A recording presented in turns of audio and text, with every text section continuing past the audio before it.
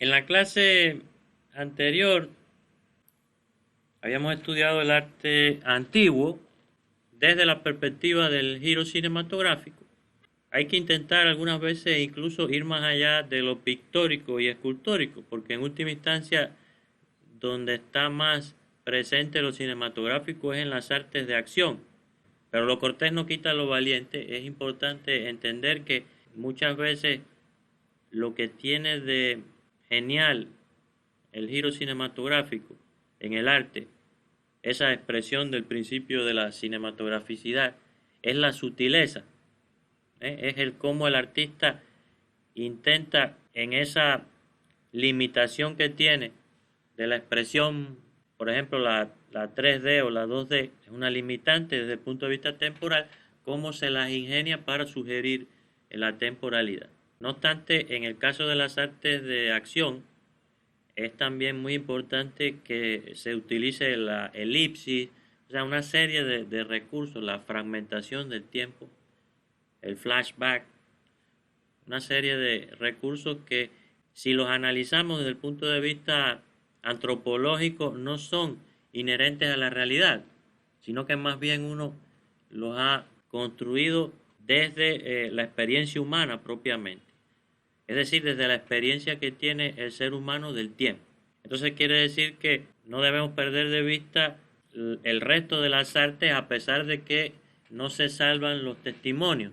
Hay más testimonios de arte pictórica y escultórica que de las artes de acción por precisamente la condición efímera, ¿no? No obstante, hay que esforzarse, hay muchos estudios al respecto y se puede inferir muchísimo acerca de cómo fue la música del pasado y cómo fueron las artes escénicas del pasado. Ni hablar de la literatura que al final se pudo recoger oralmente o después de manera escrita, ¿no? Entonces, en ese sentido, entendíamos la antigüedad, la restringimos a la cultura mesopotámica y a Egipto y a Grecia y a Roma. Y algo muy interesante que pudimos observar es que la expresión artística va desde una teología a una antropología. Esa antropología se da con mayor, digamos, seguridad en el periodo helenístico, y no es casualidad que haya sido el periodo de mayor diálogo interhumano, intercultural. Y parejo a esta expresión antropológica del arte también viene un reforzamiento, una sofisticación en el buen sentido de la palabra del principio de la cinematograficidad en las expresiones artísticas, lo cual nos llevó a una conclusión muy importante, y es que lo cinematográfico tiene una gran relación con la naturaleza humana. Es decir, el ser humano es por excelencia el motivo, el referente de una obra, ya sea precinematográfica, ya sea cinematográfica. Y eso lo pudimos ver claramente en la cultura griega con esas etapas, porque al final, en la etapa helenística propiamente, la representación humana es la que se prioriza, y con esa representación humana viene lo cinematográfico a darse desde un punto de vista muy sofisticado, es muy rebuscado, pero al mismo tiempo muy espontáneo.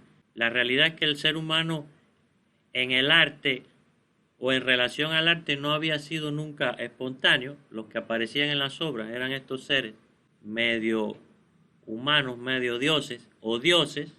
Así que por lo tanto la gestualidad, la espontaneidad no era un referente de la obra.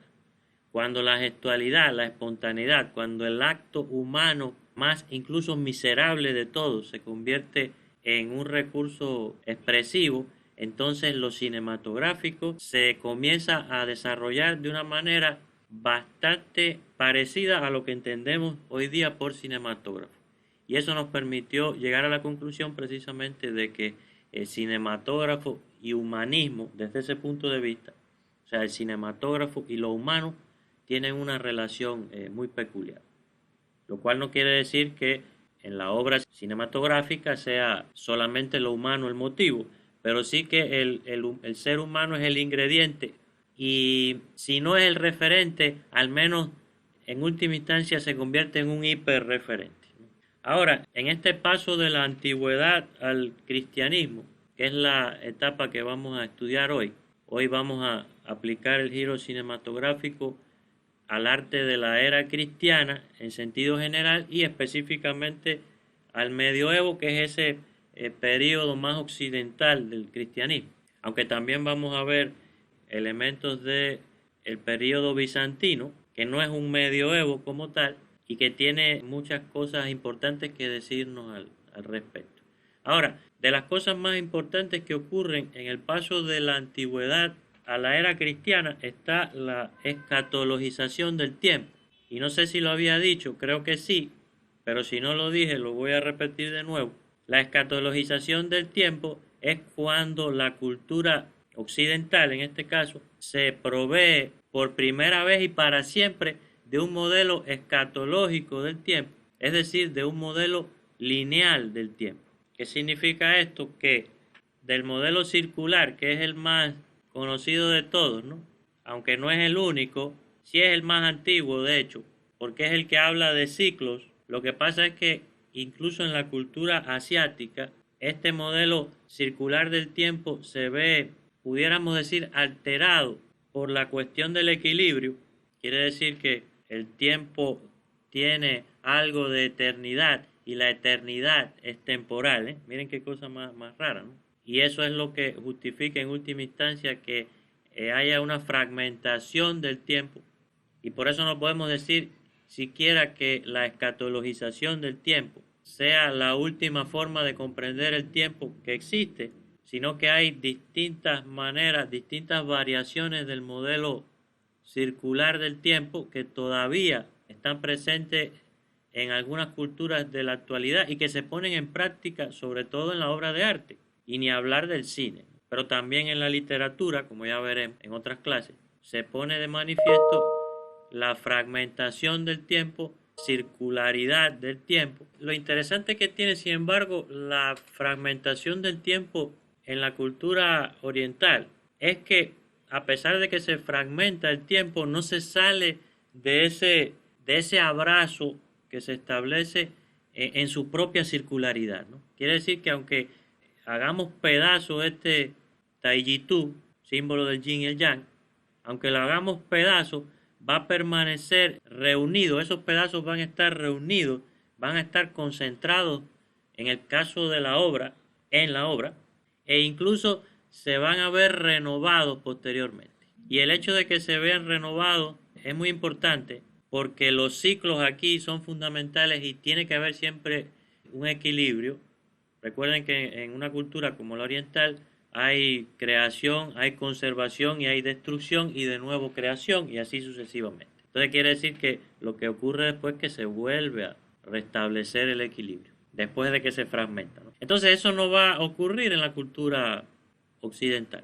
En la cultura occidental del modelo circular se va a pasar a un modelo lineal y ese paso al modelo lineal es lo que entendemos por escatologización, una teoría que fue formulada por el teólogo alemán Gerhard von Rad, un teólogo exquisito por su nivel de seriedad y de diálogo y apertura con el resto de las culturas, cosa que pasa muy poco en los círculos eclesiásticos. Entonces, según Gerhard von Rad, de fruto del contacto de la cultura griega y la cultura hebrea, es decir, del periodo helenístico, nace esta comprensión lineal del tiempo que dice que hay un comienzo, que es lo que se conocía como arjé, y un final, que se conoce como escatón, ¿no? Es más, la teoría de von Rad lo que dice es que fueron los hebreos los que llegaron a esta idea por primera vez. Quiere decir que los griegos se mantenían trabajando con una comprensión circular del tiempo, mientras que vienen los hebreos, sobre todo en la era profética, cuando comienzan estos profetas a hablar de que se acerca el fin de las cosas y que el final es el día del Señor, el día del juicio. Entonces, por primera vez se crea este modelo lineal y que, como comprenderán, va a ser súper importante dentro de la práctica histórica. El aliado más grande que ha tenido la historia y también su enemigo más grande ha sido la comprensión lineal del tiempo, que es la que te permite situar acontecimientos de manera lineal. ¿Por qué? Porque al final hay que entender que historia no solo es la historia lineal, sino que también puede ser la historia circular. Entonces la escatologización del tiempo va a ser muy importante desde el punto de vista histórico, pero también lo va a ser desde el punto de vista cinematográfico, porque es quizás esa versión más primitiva del cinematógrafo la que cuenta las cosas linealmente, pero que después incluso que nace el cinematógrafo lineal ese original, es que a través del montaje, a través de la edición, se comienza a experimentar con el tiempo y a romper entonces esta linealidad. Pero fíjense, lo interesante de todo es que esta linealidad se relaciona con el ser humano en determinado momento de su historia y tiene, digamos, un sentido cinematográfico, pero este sentido cinematográfico no va a ser absoluto, ¿ya? Incluso tenemos algo muy interesante y es que lo cinematográfico, en la medida en que lo vinculamos al ser humano, lo estamos también vinculando con lo pictórico, pero en el caso de lo pictórico con lo figurativo. O sea, es más sencilla el desarrollo de una conciencia cinematográfica cuando el motivo o el referente de la obra de arte es figurativo. Es más sencillo, pero no quiere decir que el motivo abstracto no sea cinematográfico. Entonces hay que tratar de armonizar estos dos referentes, digamos, universales que tiene la obra de arte, el referente figurativo y el referente abstracto. Ahora, ¿qué pasa, sin embargo, en este periodo cristiano? No solo se hereda la comprensión lineal del tiempo, y por eso tienen grandes historiadores, como el famoso Eusebio de Cesarea. Fíjense si Eusebio de Cesarea fue importante, que fue el primero que hizo una tablita. Esas tablitas cronológicas que hacemos nosotros, que ponemos, en esta época pasó esto, en esta otra época pasó esto. Eso lo hizo él por primera vez. Y no quiere decir que haya sido genial, sino que lo que estaba haciendo era interpretando precisamente esta comprensión lineal del tiempo. Entonces, si el humanismo va de la mano de lo cinematográfico, entonces nos podemos cuestionar algo aquí. Entonces nos pudiéramos cuestionar que en la era cristiana, una era tan teocrática, lo cinematográfico entraría en crisis. Y yo creo que sí y que no al mismo tiempo. Al respecto tenemos que tener en cuenta algo muy importante. En el caso del cristianismo, tenemos que entender el cristianismo en sí mismo y el cristianismo institucionalizado. El cristianismo en sí mismo es una tradición perseguida, mística, inclusiva, que en aquella época eso era bastante difícil. Y después que se institucionaliza, la historia es un poco distinta, porque es el cristianismo entonces el que se dedicaría a reprimir a otras expresiones de la época. Entonces quiere decir que hay dos tipos de cristianismo, un cristianismo de mayor libertad y un cristianismo bajo la institución. Ahora, más allá de eso, estos dos tipos de cristianismo tienen algo en común, y es que en el cristianismo se cree que Dios es un hombre también. Quiere decir que Dios y hombre son una misma cosa en una entidad específica que se le dio el nombre de Jesucristo. Pero solo en esa entidad, ¿ok? Porque solo hay un Dios, e incluso solo hay un Dios que se manifiesta en tres personas, esa famosa Trinidad. Ahora, lo interesante, sin embargo, que tiene el cristianismo es que si decimos que el humanismo va de la mano de lo cinematográfico, entonces, y en el cristianismo Dios es hombre, entonces eso quiere decir que quizás no signifique que quedase aniquilado completamente la condición cinematográfica. Y de hecho eso es lo que vamos a poder apreciar en muchos casos, en muchas obras donde parece que se representa lo divino en su máxima expresión, en esa frontalidad, también aparece detalles muy fuertes de la humanidad propiamente. Entonces esa va a ser la perspectiva bajo la que vamos a ver esto para entenderlo mejor, y es la más productiva, porque la otra sería negar completamente que haya arte cinematográfico en el cristianismo o en el medioevo. Les decía entonces que habíamos vinculado el factor humano con el factor cinematográfico, pero esto no puede ser una vinculación absoluta, ya no podemos concluir que el referente humano sea el referente cinematográfico o el único referente cinematográfico. Quizás sea el referente cinematográfico por excelencia, pero también está la naturaleza, aunque al final el ser humano en esa naturaleza, al menos para nosotros, es muy importante, pero en otras culturas, por ejemplo la cultura budista es uno más en la naturaleza.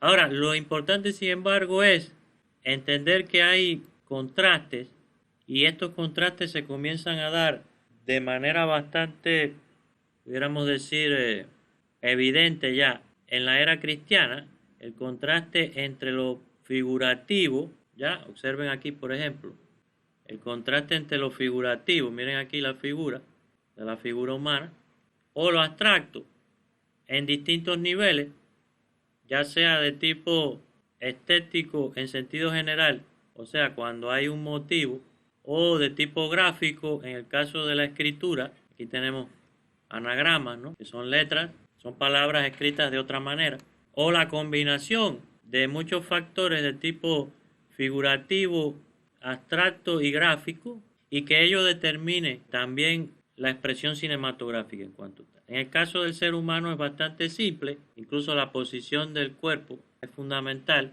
pero lo abstracto también, porque la circularidad sabemos que es una expresión muy antigua del tiempo, y mírenla aquí, además de que el ritmo que tiene la línea puede inducir al movimiento, como todos ya sabemos, en virtud de la teoría de la Gestalt y por supuesto del principio de la cinematograficidad en el caso del arte. También el romper con la simetría, o sea, tenemos aquí simétrico, pero tenemos entonces este punto que convierte la obra en una, o por lo menos desplaza la atención de la obra sobre un punto y por lo tanto de cierta manera es cinematográfico. Incluso expresiones más antiguas como la cerámica, que en sí mismas son una metáfora del tiempo circular, porque tienen esa forma circular que es inevitable que sea temporal, sobre todo en una época en que se entiende el tiempo como una experiencia de tipo cíclica, ¿no? Ahora, lo interesante, sin embargo, es que la cultura cristiana es una cultura que se va desplazando desde la comprensión circular del tiempo a una comprensión lineal del tiempo. O sea, tiene esa, pudiéramos decir, tensión entre una cosa y la otra. Y lo cierto es que en determinado momento termina por imponerse precisamente la comprensión lineal del tiempo dentro del arte cristiano. Claro que el mundo se trata precisamente de ese ir y venir de comprensiones y posteriormente en el siglo XX el arte retornaría a una comprensión fragmentada del tiempo, pero que tiene sus peculiaridades que ya veremos, ¿no?, en otra clase. Ahora, en ese sentido, lo mismo está la figura humana representada en viñetas como si fuera un cómic, del mismo modo en que lo habían hecho los romanos, los griegos. Lo que pasa es que a veces es muy difícil organizar las historias.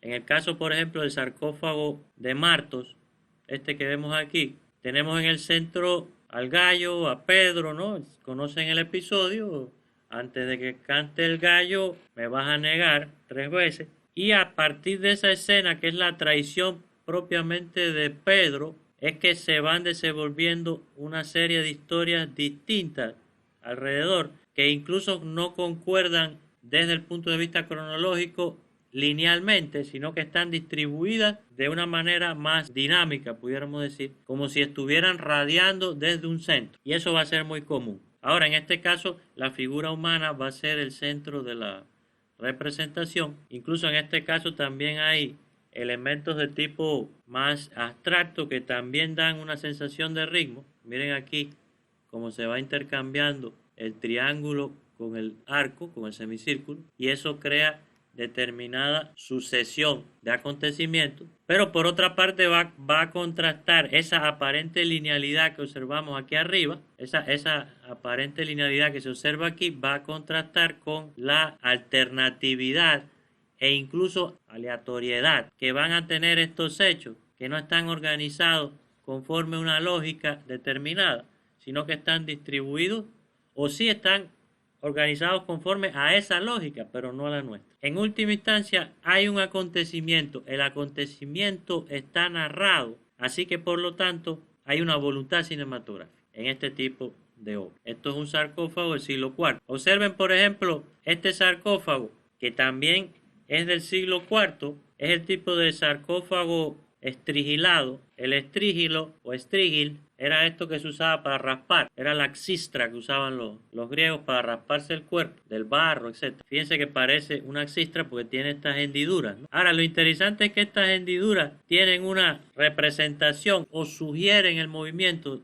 de determinada manera porque crean un efecto de tipo rítmico, pero también a partir de lo sinuoso de la curva sugieren el movimiento. Entonces quiere decir que el motivo abstracto también es una forma de sugerir el tiempo, así que por tanto es cinematográfico. Entonces no podemos pensar que solo para que se dé un evento cinematográfico tiene que haber una figura en movimiento que sea una figura, pudiéramos decir, reconocible, sino que también puede ser una figura abstracta, como ocurre en este caso, ya sea por la disposición que tiene o por la forma que tiene. Ahora va a llamar, sin embargo, la atención la forma que tienen de tratar el tiempo, también de tipo lineal. Aquí, por ejemplo, esta imagen que es del sarcófago de Jonás, si dividimos la imagen, pudiéramos incluso obtener determinada simetría, ¿no? Y habíamos dicho que la simetría es enemiga del movimiento. Lo cierto es que la simetría, en la medida en que va sufriendo alteraciones, también se convierte en una manera de representar el movimiento. Porque si se fijan, los elementos que hay aquí son aparentemente simétricos. Fíjense que este elemento de acá, digamos que va a tener su alter ego como forma de equilibrio de la balanza. Pero lo que cambia, sin embargo, aquí, lo que hace, digamos, entrar en crisis el equilibrio de la balanza de la frontalidad, pudiéramos decir, es que aquí se cuenta una historia. Está Jonás aquí, si observan, lo están echando al agua. Aquí está la bestia, el cetáceo lo va a engullir aquí mismo. Después, si se fijan, el cetáceo aparece replicado o paradoja, se da una paradoja temporal, porque una cosa, un cuerpo no puede ocupar el mismo lugar dos veces al mismo tiempo. Es una paradoja temporal.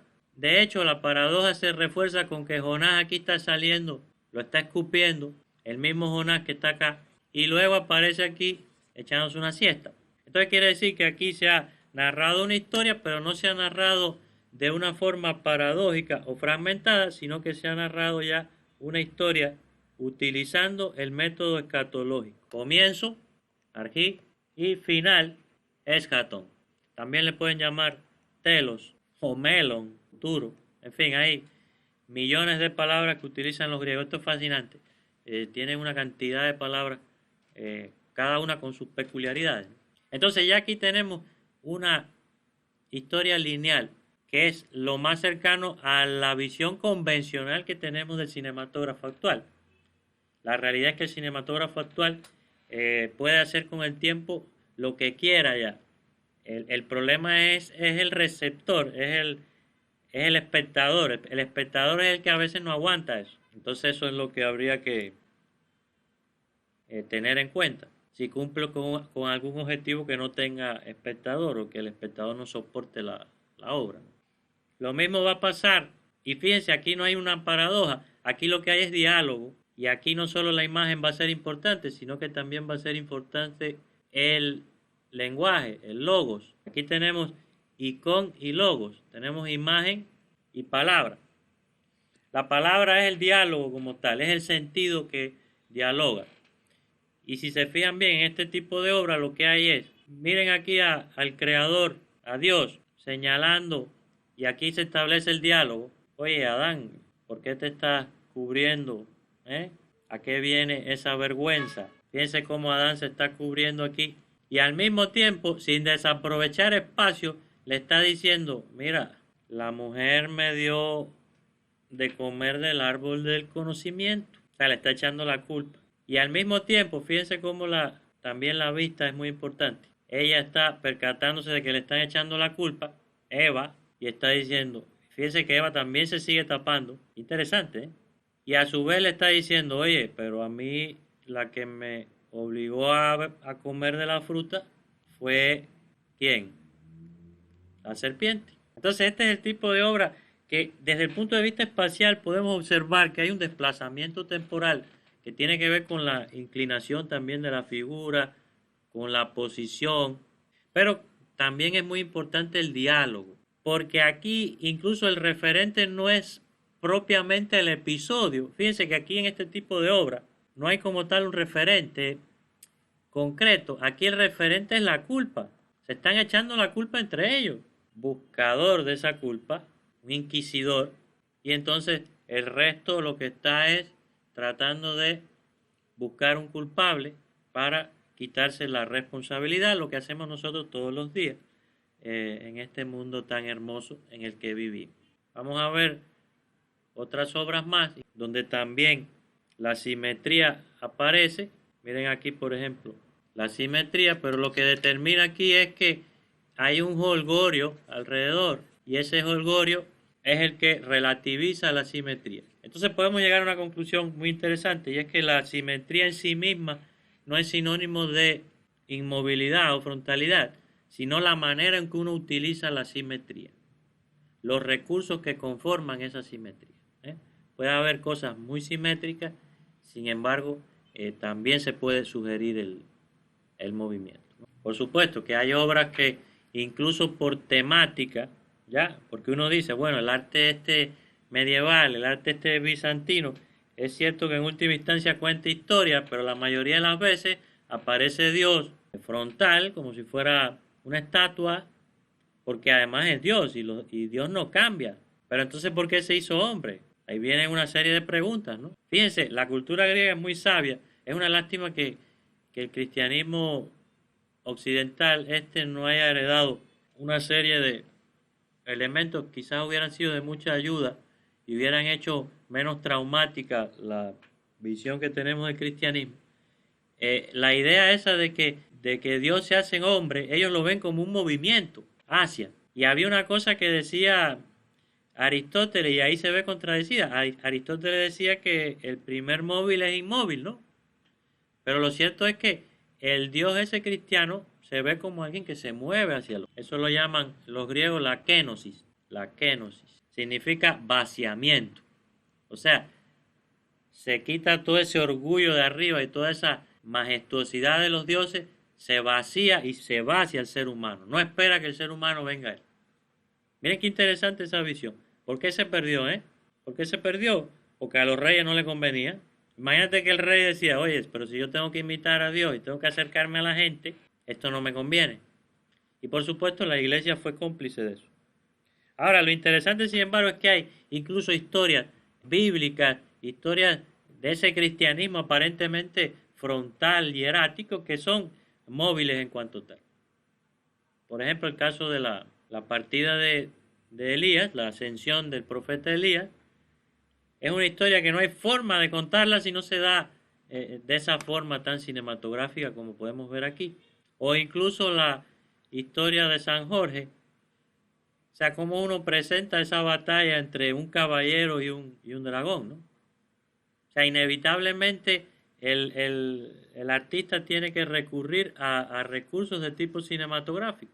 Miren qué hermoso trabaja la línea oblicua, pero también la línea sensual, la serpentinata. Así le llamaron en el Renacimiento. Miren qué composición más hermosa. Esto es arte ya del periodo bizantino, o sea, de la cultura bizantina. No es que es un periodo, es otra cultura, es otro tipo de cristianismo. Y otra cosa que llama la atención en este tipo de arte es que habíamos dicho que el recurso de la perspectiva era una forma de simular el espacio. También es una forma de simular el movimiento. Lo que pasa es que en el caso del arte bizantino, la perspectiva que se usa no es la perspectiva en punto de fuga, es la perspectiva inversa, que tiene el punto de fuga en el espectador. Entonces es como si la obra viniese hacia ti. Y es expresión precisamente de la kénosis, del vaciamiento. Incluso el tipo de obra donde la atención se concentra, a pesar de que la obra es frontal, la atención se concentra en un solo punto. Miren esto, qué interesante. A pesar de que hay simetría, ¿no? Pero sin embargo el contacto humano es cinematográfico. Eso lo vamos a analizar, por supuesto, con mayor profundidad. Aquí solo quiero que vean cómo por ejemplo, la Madre de Dios, es así como le dicen en Oriente, no le dicen tal la Virgen, la Madre de Dios está señalando a Cristo, o incluso no solo lo señala a veces, sino que gira el rostro hacia Él, o se da contacto físico. El contacto físico es fundamental desde el punto de vista cinematográfico. Miren aquí el contacto, es muy particular e incluso algunas veces parece hasta un poco exagerado porque el giro que hace el cuerpo puede parecer hasta exagerado. Y ni hablar de cuando hay exposición de aquellas partes del cuerpo que tanto se afanaban ellos en esconder, como el seno. Entonces, ¿qué quiero decirle con esto? Esa imagen tan oscura que tenemos del medioevo y del cristianismo ese originario no es tal, al menos no lo es en un sentido general. La atención que se concentra en algunos elementos es tan implosiva que desencadena determinada dinámica de tipo temporal e incluso también la deformación que tiene el cuerpo por la exageración de las... Miren el cuerpo de Cristo aquí, está casi, ha perdido todo tipo de compostura. Todo ese tipo de articulación es bastante de tipo cinematográfico. Y ya veremos cómo esto que estamos viendo aquí es lo que se llamó serpentinata. La serpentinata es esa estructura del cuerpo ondulada y que fue el non plus ultra del arte renacentista. Y aquí lo que hice es un salto en el tiempo para que vean cómo Miguel Ángel utiliza la serpentinata. Claro, en el caso de Miguel Ángel tenemos infinidad de recursos como los escorzos. La serpentinata, sin embargo, es muy de Miguel Ángel. Miren la serpentinata. Por supuesto, también está la perspectiva atmosférica. Miren los colores fríos al fondo y los colores cálidos al frente y otros tipos de recursos más. Es importante añadir en este punto que la literatura tanto hebrea como cristiana constituye también un recurso muy interesante desde el punto de vista cinematográfico o precinematográfico. En este caso, a través de la utilización de lo que denomino premontaje o montaje precinematográfico y que consiste en la edición de los textos y de las fuentes de donde proceden estos textos. ¿Qué quiere decir esto? Que el texto bíblico es un texto híbrido que está compuesto por narraciones procedentes de distintos autores de distintas épocas. Llama mucho la atención, por ejemplo, que el primer libro de la escritura bíblica, el Génesis, según las fuentes que lo compusieron, es precisamente el libro más joven de todos. Entonces quiere decir que los editores de este gran texto, en este caso del Pentateuco o del Antiguo Testamento en sentido general, no tenían ningún interés de organizar el texto desde el punto de vista cronológico de las fuentes que lo escribieron, sino del sentido que tiene el texto para ellos dentro de la tradición. Por otra parte, a mi juicio, uno de los pasajes donde se puede apreciar de mejor manera el manejo de la edición del texto, y en este caso tiene que ver con la composición directa del texto, es durante el encuentro que tiene Moisés en el monte Sinaí con Yahvé. Si se fijan bien en este pasaje, aquí tienen los versículos por si quieren revisarlo un poco. Tenemos dos escenarios. Un escenario que se da en el monte Sinaí, en la cima del monte Sinaí, en el cual se encuentran dialogando durante 40 días Moisés y Yahvé, y que se reproduce en tiempo real este diálogo, a pesar de que se trata de un diálogo que transcurre durante 40 días. Y esto es muy paradójico, porque teniendo en cuenta el volumen de lo que queda expresado en este diálogo, constituiría en última instancia una conversación quizás un tanto larga, pero nunca de 40 días. Y por eso aquí les pongo estos tres puntos suspensivos porque todo lo que viene después es toda esta conversación completa. Sin embargo, al mismo tiempo, en un escenario paralelo, en este caso en la llanura, en la falda, pudiéramos decir, del monte Sinaí, se encuentra el pueblo hebreo esperando a Moisés durante 40 días. La escena, sin embargo, comienza al final de este periodo de 40 días. Y miren qué interesante, al ver el pueblo que Moisés tardaba en bajar del monte, este tardar son 40 días, no es una simple tardanza, decide entonces realizar determinado ritual, hacer un sacrificio que le estaba prohibido de antemano, pero todo eso en el día 40 o al menos entre el paso del día 39 al día 40. Entonces resulta muy interesante la forma que tiene de trabajar este evento debido a la manera en que relativiza el tiempo, es decir, la conversación que por muy larga que hubiese podido ser, nunca se habría podido desarrollar en 40 días, se equipara entonces al acontecimiento que ocurre en otro escenario al final de este periodo.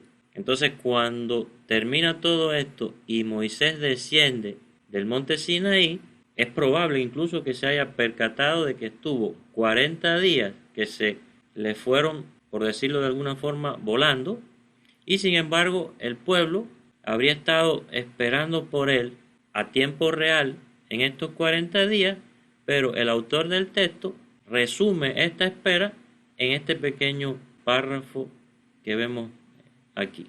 Otro de los elementos fundamentales de la cultura cristiana y específicamente de la cultura bizantina y que para nosotros tiene un sentido cinematográfico bastante profundo, si no peculiar, es la utilización de un tipo de música que emplea también una escritura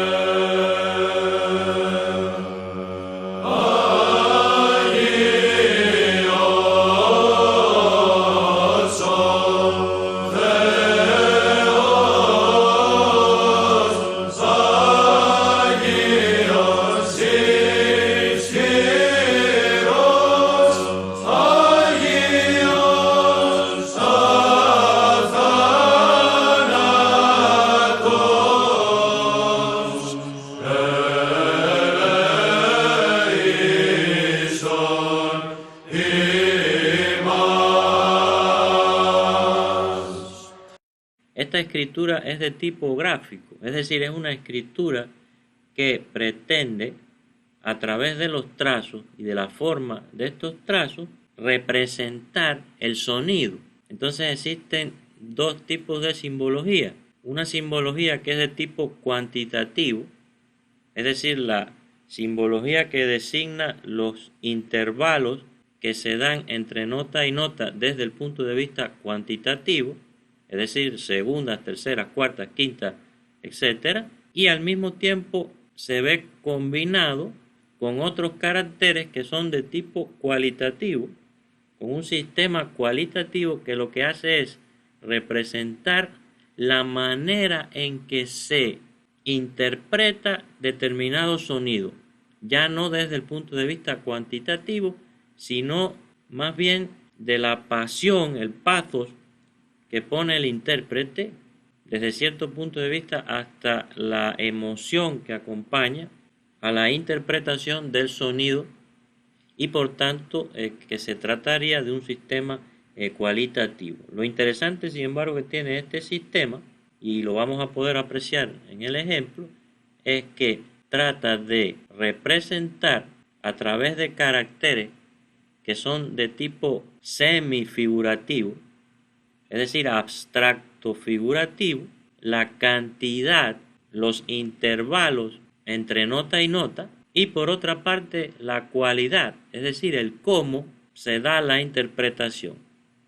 En resumen, se trata de la representación del cuánto y del cómo en la melodía, en este caso a capela, melodía monofónica, coral. En el ejemplo que escucharemos a continuación, acompañado del texto musical, observaremos entonces cómo se da incluso el momento de la alteración de la escala y por tanto cómo se representa esto desde un punto de vista de un sistema de tipo abstracto figurativo, en este caso un sistema musical. Este sistema contrasta un poco con el sistema de notación musical occidental, que es un sistema un poco más abstracto, es decir, es mucho más teórico que este sistema.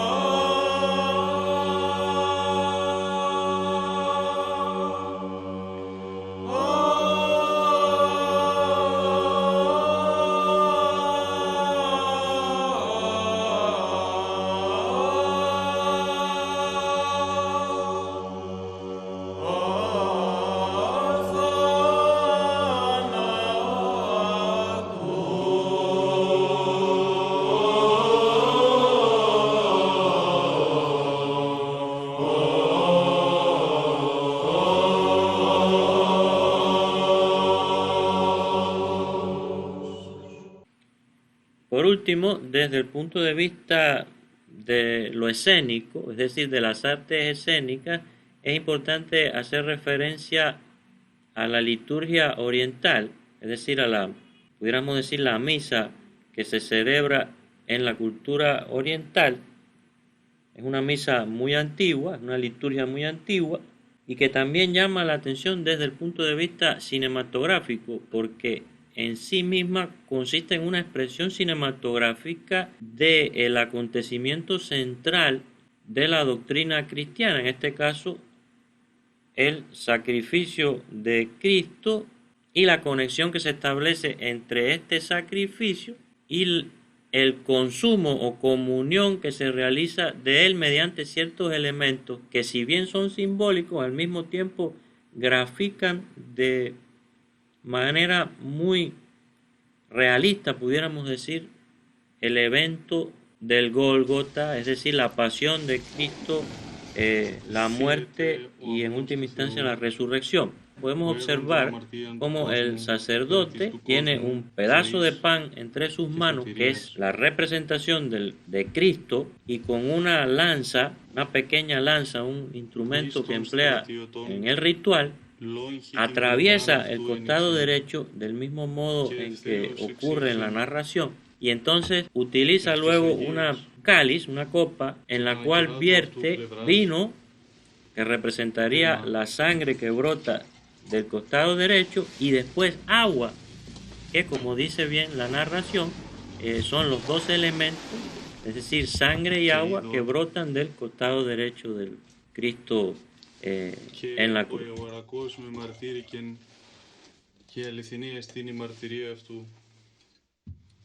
Ευλογημένη η ένωση των Αγίων σου, πάντοτε νυν και αεί και εις τους αιώνας των αιώνων. Αμήν.